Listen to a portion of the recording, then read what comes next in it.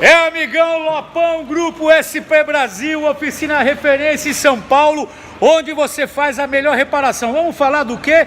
De BMW. BMW, um carro maravilhoso. Eu adoro todas as BMW, X3, X1, X5, X6.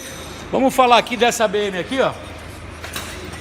X1, tá? X-Drive 2.5i. O que acontece? Barulho na parte da suspensão, aquele barulho que realmente incomoda. O cliente vem pra cá, ó, por falta de uma, temos uma BMW aqui, o mecânico trabalhando já na BMW, e uma outra branca ali também, que tá com o mesmo problema. Olha só, tô aqui com a nossa consultora técnica, Eliane. Como vai? Tudo bem? Olá, boa tarde, tudo jóia. Eliane, qual que são as reclamações que o pessoal da BMW, né, não só da X1, X5, X6, eles costumam reclamar? O que acontece? Qual que é o problema das BMW? Barulho na suspensão, toque. Aí o pessoal vem pra cá. Quando vai pra concessionária...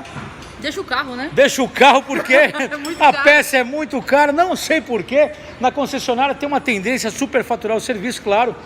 É concessionária, tem a peça vindo da Alemanha, enfim, né? Agora, podemos fazer um trabalho profissional gastando muito menos, Li? Com certeza.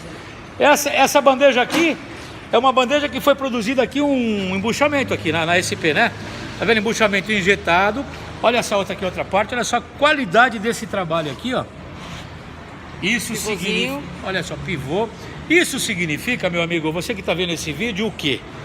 Que se ele trazer o carro pra cá, ali, o que vai acontecer? Bem mais barato.